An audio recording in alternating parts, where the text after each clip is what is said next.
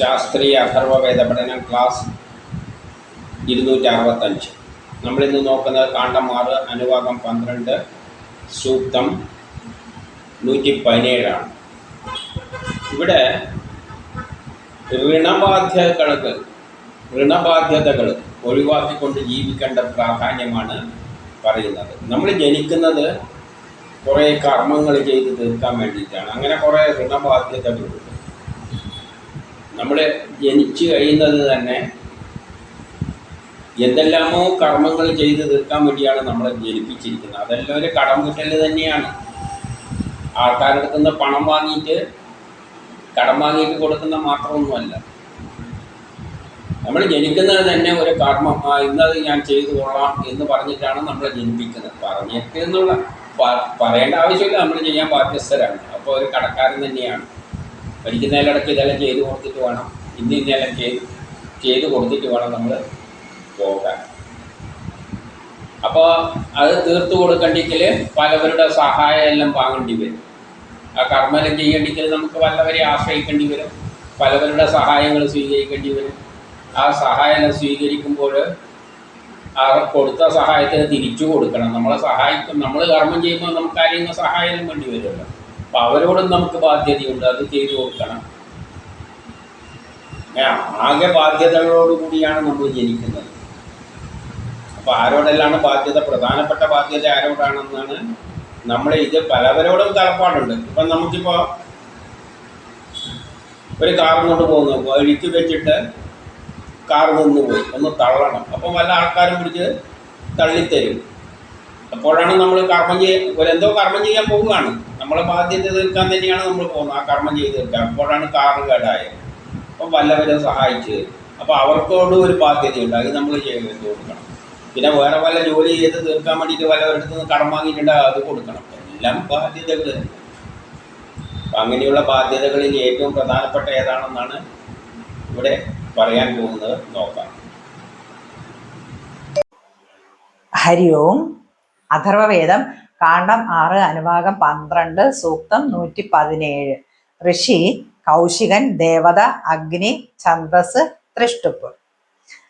അപമിത്യമപ്രതീതം യദസ്മി യമസ്യ യേന ബലിനാ ചരാമി ഇദം തദഗ്നേ അനൃണോ ഭവാമി ത്വപാശാൻ വിചൃതം വേദ സർവാൻ ഇഹേവ സന്തഃ പ്രതിഭസ്മ ഏനഞ്ജീവ ജീവേഭ്യോ നിഹരാമ ഏനത് അപമിത്യധാന്യം യഞ്ജഘസാഹമിത തദഗ്നേ അന്യണോ ഭവാമി അനൃണ അസ്മിൻ അനൃണഃ പരസ്മിൻ തൃതീയേ ലോകേ അനൃണാഃ സ്യാമ യേ ദേവയാനാഃ പിതൃയാണാശ്ച ലോകാഃ സർവാൻ പഥോ അനൃണ ക്ഷിയേമ.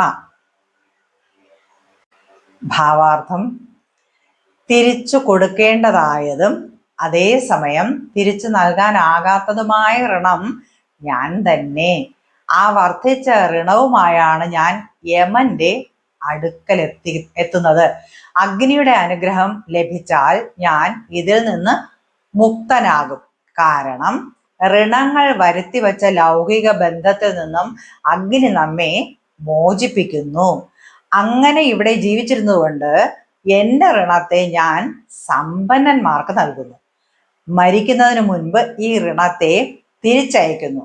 അഗ്നിയുടെ കാരുണ്യത്താൽ ഞാൻ നേടിയ ഋണത്തെ ഭക്ഷിച്ചുകൊണ്ട് മരണസമയം ആ ഋണത്തിൽ നിന്നും മുക്തമാകുന്നു. അഗ്നി നമ്മെ ലൗകിക വൈദികമായ ഋണങ്ങളിൽ നിന്നും മുക്തമാക്കുന്നു. മരണശേഷം ഋണങ്ങൾ ഇല്ലാതാകണേ. അങ്ങനെ സ്വർഗം, നാഗപൃഷ്ഠം, ദേവയാനം, പിതൃയാനം എന്നിവിടങ്ങളിൽ ഋണമില്ലാതെ കഴിയുവാനാകണമേ. തിരിച്ചു കൊടുക്കേണ്ടതായതും പലതും തിരിച്ചു കൊടുക്കേണ്ട ബാധ്യത തന്നെയാണ്. എല്ലാം തിരിച്ചു കൊടുക്കാൻ തന്നെയാണ്. അധികം തിരിച്ചു കൊടുക്കാൻ ബാധ്യതപ്പെട്ടത് തന്നെയാണ്. സൗജന്യമായിട്ട് ആരും ഒന്നും തരുന്നില്ല. സൗജന്യം കിട്ടുന്നത് ഒരു കണക്കിന് അത്തരത്തിൽ നമ്മൾ തിരിച്ചും കൊടുക്കേണ്ട തന്നെയാണ്. അതേസമയം തിരിച്ചു നൽകുവാനാവാത്തതുമായ ഋണം ഞാൻ തന്നെ. അതേസമയം തിരിച്ചു നൽകാനാകാത്തതായ ഋണം വല്ലതുമുണ്ടെങ്കിൽ അത് ഞാൻ തന്നെയാണ്. ആര് പറയുന്നു? ഇവിടുത്തെ ദേവത അഗ്നിയാണ്. അഗ്നി എന്ന് പറഞ്ഞാൽ ഊർജമാണ്. നമ്മൾ ഏറ്റവും അധികം കടപ്പെട്ടിരിക്കുന്നത് അഗ്നിയോടാണ്, ഊർജത്താണ്. എന്ത് ചെയ്യേണ്ടെങ്കിലും അഗ്നീൻ്റെ സഹായം, അഗ്നി തയ്യാറായിട്ട് നിൽക്കുകയാണ് നമ്മളെ സഹായിക്കാൻ വേണ്ടി. നമ്മളെ ശരീരത്തിൻ്റെ ചൂട് നിലനിർത്തുന്ന അഗ്നിയാണ്. സംസാരിക്കാൻ ചുണ്ട് ചലിപ്പിക്കുന്നതും അഗ്നി അല്ലെങ്കിൽ ഊർജമാണ്. അപ്പം നമ്മൾ എല്ലാ കർമ്മത്തിനും എന്ത് ലോകത്തിൽ കർമ്മമുണ്ടോ അതിൻ്റെ എല്ലാം പിന്നിൽ നമ്മളെ സഹായിച്ചത് അഗ്നിയാണ്. അപ്പോൾ ആ ഒരു കടം തീർക്കാനുണ്ട്. അതേസമയം അതൊക്കെ കൊടുത്തു തീർക്കാൻ പറ്റാത്ത കടം ഏതാണ്? അഗ്നിക്കാണ്, ഊർജത്തിനാണ്. അതാണ് ഊർജത്തിൻ്റെ ഏറ്റവും പ്രാധാന്യം. ഇപ്പം എന്നിട്ട് എന്ത് പറയുന്നു? ആ വർദ്ധിച്ച ഋണവുമായാണ് ഞാൻ യമൻ്റെ അടുത്തെത്തുന്നത്. അപ്പോൾ മരിക്കാൻ സമയത്ത് യമൻ കാലത്ത് കഴുത്തിൽ കയറിടാൻ പോകുമ്പോൾ എനിക്ക് കൊടുത്തു തീർക്കാനുള്ള ഏറ്റവും വലിയ കട ആർക്കാണ് ഉള്ളത്? അഗ്നിക്കാണുള്ളത്. അഗ്നി അവിടെ എത്തുമ്പോൾ നീ കടയെല്ലാം മുറ്റിയോന്ന് ചോദിച്ചാൽ കടം വീട്ടാൻ കൊടുക്കേണ്ട കടമുണ്ട് അഗ്നിക്കാണ്. ഊർജമാണ് നമ്മളെ ഇതുവരെ എണീച്ച് കിടക്കാൻ പോലും ഊർജമാണ് സഹായിച്ചത്. അത് വീട്ടാനുണ്ട്. പക്ഷെ അത് വീട്ടാൻ പറ്റുന്ന ഒരു പരിപാടി അല്ല. നമ്മളെ കൊണ്ട് അത് വീട്ടാൻ പറ്റില്ല. മരിക്കുമ്പോൾ ശ്വാസം വലിക്കുന്നത് ഊർജത്തിൻ്റെ സഹായത്താലാണ്. മരിക്കാൻ പോകുമ്പോൾ നമ്മൾ ശക്തിയിൽ ശ്വാസം വലിക്കില്ല. അത് അഗ്നിയാണ് നമ്മളെ സഹായിക്കുന്നത്. അപ്പോൾ ആ കടം പോലും എങ്ങനെയാണ് വീട്ടുന്നത്? അപ്പം യമൻ്റെ അടുത്തേക്ക് എത്തുന്നത് ആ കടവുമായിട്ടാണ്. അഗ്നിയുടെ അനുഗ്രഹം ലഭിച്ചാൽ ഞാനിതിൽ നിന്നും മുക്തനാണ്. അപ്പോൾ അഗ്നി നമ്മളെ അനുഗ്രഹിക്കുകയാണ്. ആ കുഴപ്പമില്ല, നീ പോട് എന്ന് അനുഗ്രഹിച്ചാൽ നമ്മളിതിൽ നിന്ന് മുക്തനാണ്. നമ്മൾ ആരോടെങ്കിലും പൈസ കടം വാങ്ങി കൊടുക്കാൻ ബാധ്യസ്ഥമാണ്. എന്നാലും അയാൾ പറയാൻ വേണ്ട നീ കൂടു എന്ന് പറയുകയാണെങ്കിൽ പ്രശ്നമില്ല. പക്ഷെ ഇവിടെ പറയാൻ ഏറ്റവും വലിയ തൃപ്തിയെ സമ്മതിക്കേണ്ടത് അഗ്നിയാണ്. അപ്പം അഗ്നിയുടെ അനുഗ്രഹം ലഭിച്ചാൽ ഞാനിതിൽ നിന്ന് മുക്തനാണ്. അഗ്നി ആപോട്ടെ എനിക്ക് തിരിച്ചു തരികയൊന്നും വേണ്ട, നിന്നെക്കൊണ്ട് വീട്ടാനും പറ്റില്ല എന്ന് പറയുകയാണെങ്കിൽ നമ്മൾ രക്ഷപ്പെട്ട്. കാരണം ഋണങ്ങൾ വരുത്തി വെച്ച ലൗകിക ബന്ധനത്തിൽ നിന്നും അഗ്നി നമ്മെ മോചിപ്പിക്കുന്നു. എല്ലാ ഋണബാധ്യതകളിൽ നിന്നും നമ്മളെ മോചിപ്പിക്കുന്നത് അഗ്നിയാണ്. നമുക്ക് ആർക്കെങ്കിലും പണം വാങ്ങിയിട്ടുണ്ട്, തിരിച്ചു കൊടുക്കാൻ പറ്റില്ല, നമ്മളെ കൊണ്ട് പൈസ ഇല്ല. പക്ഷേ കൊടുക്കണമെന്ന് നമുക്ക് വാശിയുണ്ടെങ്കിൽ നമുക്ക് എന്ത് ചെയ്യാം? വല്ലവരുടെ പോയിട്ട് കൈ ഇരന്ന് വാങ്ങിയിട്ട് കടം കൊണ്ട് വീട്ടാം. ഇരന്ന് വാങ്ങിയെങ്കിലും കൈ ഇങ്ങനെ നീട്ടണ്ടെങ്കിൽ ആരെ സഹായിക്കണം? അഗ്നി സഹായിക്കണം. നമ്മൾ ആ എത്തേണ്ട സ്ഥലത്തേക്ക് ചലിച്ചിട്ടാണ് എത്തേണ്ടെങ്കിലും അഗ്നി സഹായിക്കണം. അപ്പം അഗ്നി വിചാരിച്ചു കഴിഞ്ഞാൽ ഏത് ബന്ധത്തിൽ നിന്നുള്ള, ഇപ്പം നമ്മൾ വല്ലവരുടെയും കടക്കാരനാണ്, അപ്പം നമ്മൾ എവിടെയും ഗൾഫിലെല്ലാം പോയിട്ട് അധ്വാനിച്ചിട്ട് പൈസ ഉണ്ടാക്കിയിട്ട് അവൻ്റെ കടം പോയി. അവിടെയും നമ്മളെ സഹായിക്കുന്ന ആരാണ്? നമ്മിലെ ഊർജം അഗ്നിയാണ്. കാരണം ഋണങ്ങൾ വരുത്തി വെച്ച ലൗകിക ബന്ധത്തിൽ നിന്നും അഗ്നി നമ്മെ മോചിപ്പിക്കുന്നു. എല്ലാ ബാധ്യതകളിൽ നിന്നും അഗ്നിയിലൂടെ അഗ്നി ഉപയോഗിച്ച് അധ്വാനിച്ചിട്ട് നമുക്ക് എല്ലാ മറ്റുള്ള ഋണങ്ങളിൽ നിന്നെല്ലാം രക്ഷപ്പെടാം. ആരിൽ നിന്ന് മാത്രം പറ്റില്ല? അഗ്നി സഹായിച്ചാൽ അഗ്നിയുടെ ഋണം നമുക്ക് കൊടുത്തു തീർക്കാൻ പറ്റില്ല. അതിനാരും വിചാരിക്കണം അഗ്നി പറയാന്നും വേണ്ട, നീ ചെയ്തു ഓടുന്ന് പറയും. ഇവിടെ ജീവിച്ചിരുന്നു കൊണ്ട് എൻ്റെ ഋണത്തെ ഞാൻ സമ്പന്നർക്ക് നൽകുന്നു. ഇവിടെ ഞാൻ ജീവിച്ചിരുന്നു കൊണ്ട്, ഞാൻ കർമ്മം ചെയ്തുകൊണ്ട് വല്ലതും ഉൽപ്പാദിപ്പിക്കുകയാണെങ്കിൽ അതെല്ലാം ആർക്കാണ്? ആ സമ്പന്നർക്കാണ് നൽകുന്നത്. സമ്പന്നർ എന്ന് പറഞ്ഞാൽ നമ്മളെ കൊണ്ട് കർമ്മം ചെയ്യുന്നവർക്കെല്ലാം നമ്മൾ കർമ്മം ചെയ്താൽ അതിൻ്റെ ഫലം കിട്ടുന്നത്. അപ്പം നമ്മുടെ ഋണമെല്ലാം അവർ ഏറ്റെടുത്തു. നമ്മൾ അധ്വാനിച്ചിട്ട് എന്തെങ്കിലും നേടിയിട്ട് ആർക്കെങ്കിലും കൊടുത്തു കഴിഞ്ഞാൽ നമ്മളുടെ കടം അവരെ ഏറ്റെടുത്തുകൊണ്ട്, നമുക്ക് വേണ്ടിയല്ല അധ്വാനിച്ചിരിക്കുന്നത്, ലോകത്തിന് വേണ്ടിയാണ്. അപ്പോൾ ലോകത്തിന് വേണ്ടി ചെയ്തു കൊടുത്തു കഴിഞ്ഞാൽ ആ കടയിലെ ഋണമെല്ലാം ആകെ ഏറ്റെടുത്തോളും.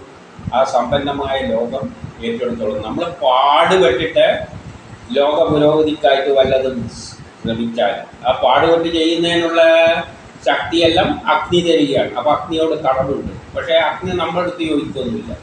നമ്മൾ അധ്വാനിച്ചിട്ട് രാഷ്ട്രത്തിനാണ് കൊടുത്തത്. അപ്പോൾ അവരത് ഏറ്റെടുത്തോളും. രാഷ്ട്രം ഏറ്റെടുത്തോളും. ആ കടമല്ല, അഗ്നിക്ക് കൊടുക്കേണ്ട കടമെല്ലാം രാഷ്ട്രം ഏറ്റെടുക്കും. മരിക്കുന്നതിന് മുമ്പ് ഈ ഋണത്തെ തിരിച്ചയക്കുന്നു. മരിക്കുന്ന സമയത്ത് നമ്മൾ ആ ഋണമെല്ലാം വേറെയാക്കും. ഇപ്പം നമ്മൾ ആർക്കെങ്കിലും വേണ്ടി അധ്വാനിച്ചിട്ട് പണം സമ്പാദിച്ചിട്ട് അവർക്ക് കൊടുക്കുകയാണെങ്കിൽ നമ്മുടെ എല്ലാ ഋണബാധ്യതകളും ആരേറ്റെടുക്കും? അവരേറ്റെടുക്കും. കാരണം എനിക്ക് വേണ്ടി അവർ വിചാരിക്കും എനിക്ക് വേണ്ടിയാണ് നിങ്ങൾ ഇത്രയെല്ലാം ചെയ്തിരിക്കുന്നത്, അപ്പോൾ അവൻ്റെ ബാധ്യതയും ഞാൻ തന്നെ ഏറ്റെടുത്തോളാം എന്ന് സമൂഹം തീരുമാനിക്കും. അപ്പോൾ എന്തായിരിക്കണം? സ്വാർത്ഥമതിയാകരുത്, ലോകത്തിന് വേണ്ടി കർമ്മം ചെയ്യുക.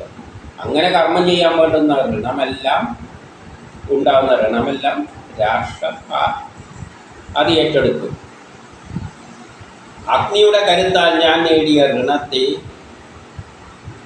ഭക്ഷിച്ചുകൊണ്ട് മരണസമയം ആ ഋണത്തിൽ നിന്നും മുക്തമാകും.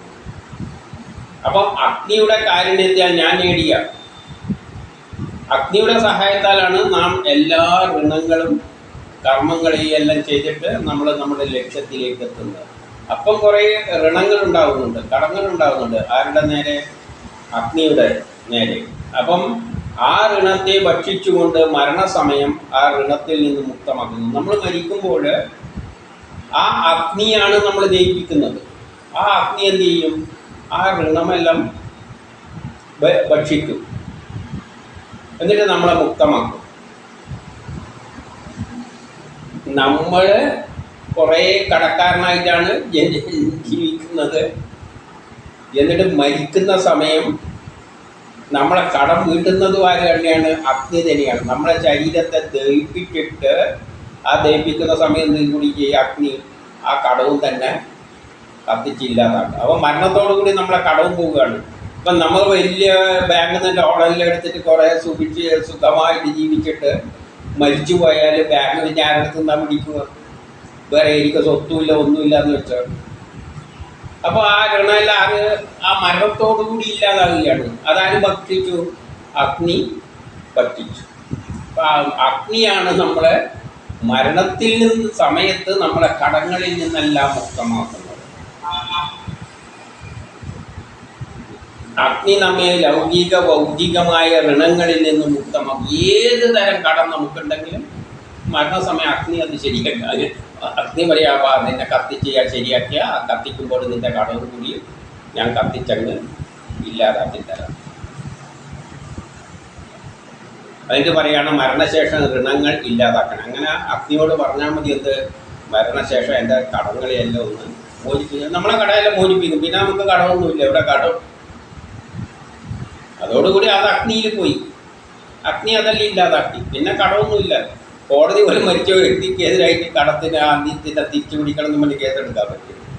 കാരണം അഗ്നി അതെല്ലാം ഇല്ലാതാക്കി കഴിഞ്ഞു. അപ്പം ഫൈനലായിട്ടുള്ള അതോറിറ്റി ആരാണ്? ഇതെല്ലാം ഋണങ്ങളെ എഴുതി തള്ളാനുള്ള അധികാരി മരണം തന്നെയാണ്. അതുകൊണ്ടാണ് ചിലവർ കടക്കാരനായിട്ട് ആത്മഹത്യ ചെയ്യുന്നത്. ആത്മഹത്യ ചെയ്യുമ്പോൾ കയറിയിട്ടിട്ടല്ലേ ആത്മഹത്യ ചെയ്യുന്നത്. അതും അഗ്നി ഊർജമാണ്. ഊർജമാണ് നമ്മളെ മരിക്കാൻ സഹായിക്കുന്നത്. തൂങ്ങിച്ചാകുന്ന കണ്ടിട്ടില്ല ചിലർ, കടം കൊണ്ട് തൂങ്ങിച്ചാത്തു എന്നെല്ലാം പറയുന്നില്ല. അപ്പോഴും അഗ്നി തന്നെയാണ്. വിഷം കുടിക്കുകയാണെങ്കിലും ആ രാസപ്രവർത്തനം ഉള്ളിൽ നിന്ന് രാസപ്രവർത്തനം ഇതിൻ്റെ സഹായത്താലാണ് നടക്കുന്നത്. അഗ്നിയുടെ സഹായത്താലാണ് നടക്കുന്നത്. അങ്ങനെ സ്വർഗം, നാഗപുഷ്ടം, ദേവയാനം, പിതൃയാനം എന്നിവിടങ്ങളിൽ ഋണമില്ലാതെ കഴിയുവാനാകുന്നു. അങ്ങനെ മരിച്ചു കഴിഞ്ഞാൽ പിന്നെ നമ്മൾ എവിടെ എത്തിയാലേ, അങ്ങനെ ബഹിരാകാശത്തോ എവിടെയോ മരിച്ച ശേഷം നമ്മളെ സ്ഥലം നാഗരാജ്യത്തിലോ സ്വർഗത്തിലോ എവിടെയോ ആയിക്കോട്ടെ, അവിടെ എത്തുമ്പോൾ നമുക്കെന്തില്ല? ഒരു ബാധ്യതയും ഇല്ല. ബാധ്യതയെല്ലാം ആരില്ലാതാക്കി? അഗ്നി ഭക്ഷിച്ച് ഇല്ലാതാക്കി.